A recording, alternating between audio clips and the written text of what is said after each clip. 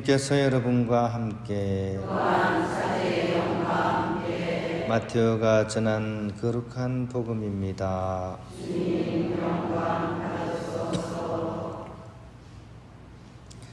그때 예수님께서 길을 가시다가 마테오라는 사람이 세관에 앉아 있는 것을 보시고 말씀하셨다. 나를 따라라. 그러자 마테오는 일어나 그분을 따랐다. 예수님께서 집에서 식탁에 앉게 되셨는데 마침 많은 세리와 죄인도 와서 예수님과 그분의 제자들과 자리를 함께 하였다. 그것을 본 바리사이들이 그분의 제자들에게 말하였다.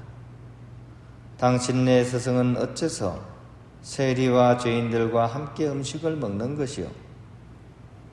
예수님께서 이 말을 들으시고 그들에게 말씀하셨다.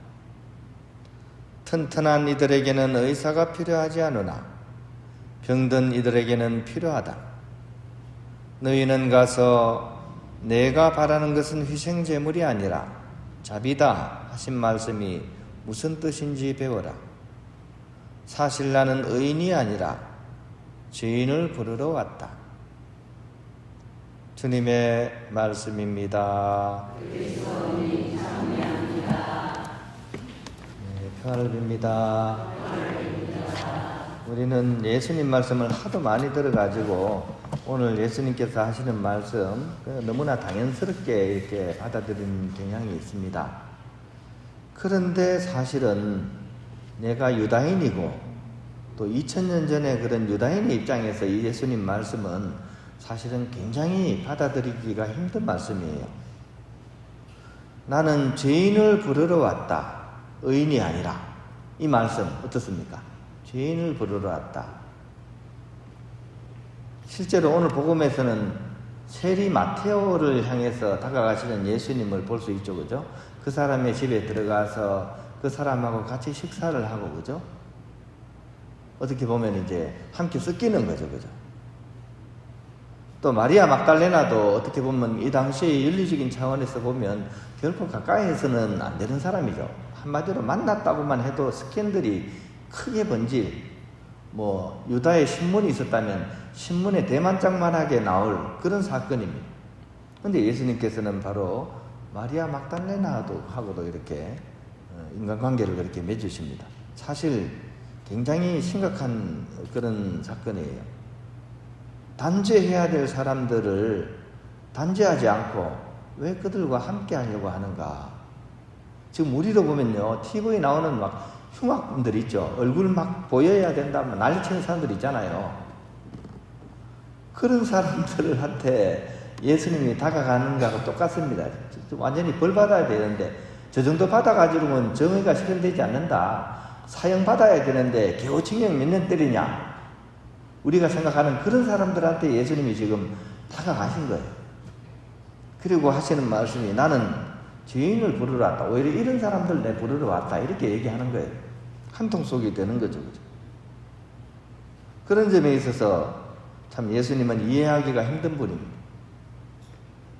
그런 반면에 이후에 어떤 이 사람들의 인생 여정을 살펴보면 예수님은 바로 단죄해야 될 그 죄인들을 건져가지고 하느님께 이어주시는 그런 예수님은 바로 그런 점에 있어서 사람 낚는 어부가 되시는 거죠. 그죠? 이 죄인들을 내치지 않고 오히려 이 사람들을 잘 이렇게 돌봐가지고 이 사람들을 회개시켜가지고 하느님께로 이끌어 주신 분, 구원의 길로 인도해 주신 분. 그래서 예수님은 구세주시라는 거죠. 이런 예수님이 죄인의 입장에서는 얼마나 고맙고 감사하고 감지덕지할 상황인가, 이것을 오늘 복음을 통해서 우리가 묵상해낼 수 있어야 됩니다. 한마디로 반전이죠, 그죠? 이 마테오를 보세요, 그죠? 죄인 중에 죄인이었는데 죄도 용서받고 구원도 얻고 하느님과도 더 가까워지고, 그래서 이 복음은 마테오에게 있어서는 정말 복음입니다. 복음이 무슨 뜻입니까? 복된 소식 아닙니까? 세상에 이보다 더 기쁜 소식이 어디 있겠습니까? 마테오 입장에서는. 그래서 복음이 복음인 겁니다. 그런 점에 있어서도 우리에게야말로 이 복음이 복음일 것 같다는 생각이 듭니다. 안 그렇습니까? 여러분들 오늘 복음 소식이 얼마나 기쁘게 다가오는지 혹시 느껴지십니까?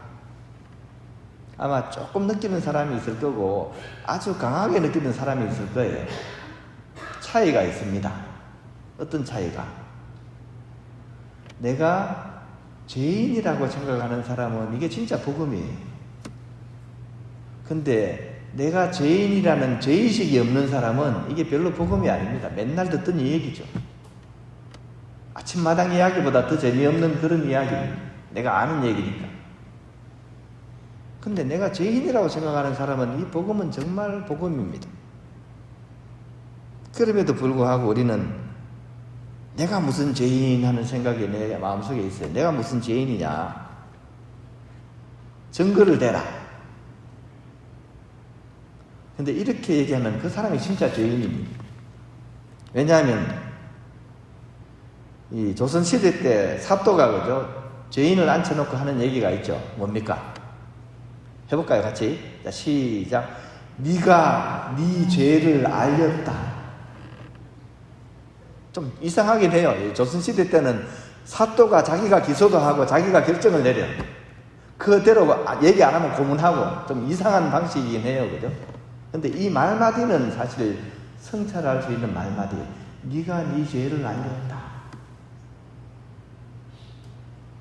자기를 성찰하는 사람은 내가 죄인인 줄 알아요. 그리고 성찰을 제대로 한 사람일수록 내 그림자가 얼마나 짙은지를 압니다. 내 죄의 그림자가. 하느님께 정면으로 대할수록 더 짙게 느껴집니다. 여러분이 밖에 나가면 그림자가 보이죠, 그죠? 그림자가 보이는데 언제 가장 진하게 보일까요? 언제 가장 진하게? 예? 시간이 있습니다. 언제 가장 진하냐? 12시 정오. 정오가 뭡니까? 해가 내 머리 꼭대기와 가장 직선으로 붙는 때입니다. 해가 정면으로 나에게 가장 가까워요. 사실은 정오가. 내 머리와 태양이 가장 가까울 때가 정오입니다. 그래서 그때 그림자가 가장 진하게 나오는 겁니다. 그러니까 하느님께 더 가까이 갈수록 사실은 내 그림자는 더 짙게 보인다는 거죠.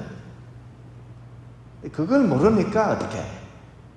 내가 무슨 죄를 지었는데 이런 생각이 나오는 겁니다. 성 프란치스코가 무슨 얘기 했습니까? 성 프란치스코가 회개하고 나서 밤새워 기도하셨죠. 이분이 남들이 안 볼 때 밤새워 기도하셨어요. 회개하시고 나서 친구가 하도 궁금해가지고 제가 회개했다고 하는데 진짜 회개했는지 싶어가지고 밤에 몰래 자는 척하면서 무슨 기도하는지를 엿들었습니다. 그때 성 프란치스코가 밤새워 한 기도가 이 기도입니다.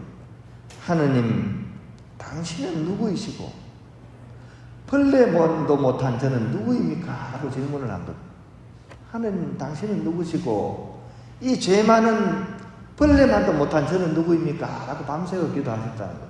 이게 회개한 사람입니다. 내 죄를 알기 때문에, 내 죄를 보기 때문에 이런 기도가 가능한 겁니다. 이 얘기는 성 프란치스코가 비굴해서가 아니라 나는 벌레만도 못하다.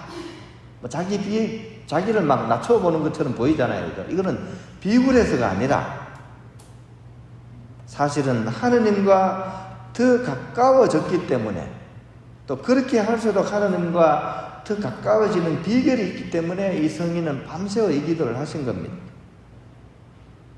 하느님과 우리 안에는 사실 보이지 않는 끈이 있습니다. 나와 하느님 사이에 보이지 않는 끈이 있습니다. 근데 우리가 죄를 지으면 어떻게 돼요? 죄를 지으면 선악과 사건 기억나시죠? 죄를 지으면 하느님과 우리의 관계가 어떻게? 끊어집니다. 이전에는 하느님과 늘 가까이 했던 하와 아담이 선악과를 따먹고 죄를 지으면서 어떻게? 하느님과의 관계가 끊어지는 겁니다. 죄를 짓는 것은 관계가 끊어지는 겁니다. 땅하고 관계가 끊어져서 땅을 파야먹고 살게 되는 그런 관계가 되고, 그죠? 그래서 죄를 지으면 그렇게 관계가 끊어지는 겁니다. 우리가 하느님 사이에 그 연결된 끈이 끊어지는 거예요. 어떻게 해야 됩니까? 끈이 끊어졌으면 어떻게 해야 돼요? 예? 끈이 끊어졌으면 어떻게 해요? 끈이 끊어졌으면 끈을 묶어야죠. 그죠? 끈이 끊어지면 끈을 묶어야 됩니다. 이게 뭡니까? 끈을 묶는 행위가 뭡니까? 그게 바로 참회를 하는 것이고, 그게 바로 고해성사를 보는 겁니다. 그래서 화해성사 아닙니까? 그죠? 끊어진 관계를 다시 잇는 것. 그러면 놀라운 현상이 일어납니다. 어떤 현상이 일어나요? 끊어진 끈을 묶으면 어떻게 돼요? 예? 끊어진 끈을 묶으면 어떻게 돼요? 물론 묶이겠죠. 근데 더 중요한 것은 끈이 짧아집니다. 끊어진 끈을 묶으면 끈이 짧아져요. 그럼 우리하고 하느님 관계가 어떻게? 더 가까워지는 거예요. 여기에 놀라운 신비가 있습니다. 그래서 아우스팅은 오 복된 죄 탓이여 메아 꿀빠, 그죠? 나의 탓이여. 이것이 어떻게? 오 복된 탓이여 이렇게 돼버립니다. 그러니까 오히려 이 죄 때문에 이제 죄를 통해서 오히려 우리가 하느님께 가까워질 수 있는 가능성이 있기 때문에 그런 고백을 하는 겁니다. 죄는 부끄럽고 사실 감추고 싶은 거예요. 그죠? 누구든 죄 지은 거 감추고 싶습니다. 아무한테 알리고 싶지 않습니다. 하지만 우리가 그 죄를 고백하고 하느님을 통해서 용서를 받으면 오히려 하느님과 더 가까워진다는 사실을 우리가 꼭 기억해야 되겠습니다. 그러면 우리의 허물마저도, 우리의 잘못마저도 하느님을 체험하고 알아가는 그런 기회가 되는 거죠. 그리고 그렇게 기회를 주시는 하느님의 섭리가 우리에게는 너무나 놀라운 복음이라는 거죠. 세상에 잘못한 걸 가지고 어떻게 더 좋은 일을 냅니까? 그죠? 근데 하느님은 그렇게 하신다는 거예요. 굽어져 버린 자를 가지고, 내 인생에 굽어진 자를 가지고 줄을 그었는데 하느님께서 그으면 그게 직선이 된다는 얘기예요. 이 놀라운 얘기 아닙니까? 그게 복음입니다. 우리 또한 이런 체험을 바탕으로 한 걸음 더 나아가서 자비로우신 하느님의 역할을 또한 우리의 이웃들에게 우리가 그분을 닮아서 실천하는 방향으로 또한 이 회개는 나아갈 수 있어야 됩니다. 그래서 오늘 복음을 딱 한마디로 요약을 하면 이렇게 될 것 같습니다. 크게 용서받은 사람이 크게 용서하는 것이다. 어떻게 해요? 같이 해볼까요? 시작. 크게 용서받은 사람들이 크게 사랑합니다. 이것을 기억하고 나의 그런 허물과 잘못을 이렇게 잊어버리지 말고 그것을 잘 성찰하고 그것을 주님 앞에서 고백하고 그 치유의 은사를 통해서 우리가 하나님과 더 가까워지고 이 기쁨을 이웃들에게 나누는 그런 우리들, 그런 사람들이 그리스도인들이고 복음을 살아가는 사람들이라는 사실을 우리가 꼭 기억했으면 좋겠습니다.